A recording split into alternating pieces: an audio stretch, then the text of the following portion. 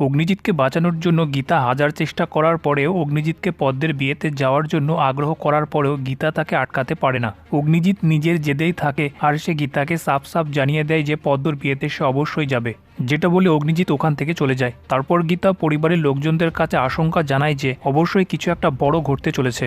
একটু পর ভজন সাত্বিককে কল করে আবার তার বাবার সম্মান বাঁচানোর প্রবচন দিতে শুরু করে আর তাকে ছেলের কর্তব্য পালনের জন্য তার মনে জোশ জাগায় আর বলে যে গীতার জন্য তোমার বাবার যে সম্মানহানি হয়েছে সব সম্মান ফিরে আসবে, তোমাকে শুধু আমার কথা মতো কাজ করে চলতে হবে।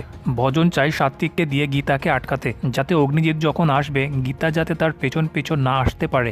তাই কলের মধ্যে ভজন সাত্বিককে তার পুরো প্ল্যান বুঝিয়ে দেয় যে গীতাকে সে কি করে আটকাবে আর তাকে এটা বলে উস্কে দেয় যে গীতা ধীরে ধীরে তোমাদের পুরো পরিবারকে ধ্বংস করে দেবে। ও সবার সাথে বদলা নিচ্ছে নিজের বাবার অপমানের। সাত্বিক বলে বাবার সম্মান ফেরাতে আমি সবকিছু করব। ফোনটা রাখার পর ভজন সাত্বিককে বোকা বানিয়ে জোরে জোরে হাসতে শুরু করে। তখনই কিরণকান্তি ওখানে এসে বলে যে এখানকার সব সেট আপ হয়ে গেছে, ক্যামেরা লাগিয়ে দিয়েছি, বাস অগ্নিজিৎকে ফাঁসাতে দেরি। তারপর যে অপমান আমি আর আমার ছেলে সহ্য করছি সেটা এবার অগ্নিজিৎ সহ্য করবে। একটু পর পঙ্কজ কিরণকান্তিকে ফোন করে বলে যে 2 দিন থেকে আপনার দেখা পাচ্ছি না, কোথায় আছেন আপনি? কিরণকান্তি বলে তাতে আপনার কি? পঙ্কজ বলে যে আপনার যে খোঁজ নিচ্ছেন আপনি শুনলে চমকে যাবেন, গীতা দেবী আপনার খোঁজ নিচ্ছিল। কিরণকান্তি বলে আমি আর ওর নামে ভয় পাই না, এবার থেকে ও আমার নামে চমকে যাবে। কিন্তু পঙ্কজের কথার চলে কিরণকান্তি মুখ ফসকে এটা স্বীকার করে নেয় যে সে রূপারানী আয়া সেন্টারের মালকিনের সঙ্গে আছে। সত্যটা বেরিয়ে যাওয়ার পর কিরণকান্তি ঘাবড়ে গেলেও সে পঙ্কজকে চ্যালেঞ্জ করে ফোনটা কেটে দেয়। পঙ্কজ ভাবতে থাকে যে তার মানে গীতারানী যেটা গেস করেছিল সেটা একদম সঠিক ছিল।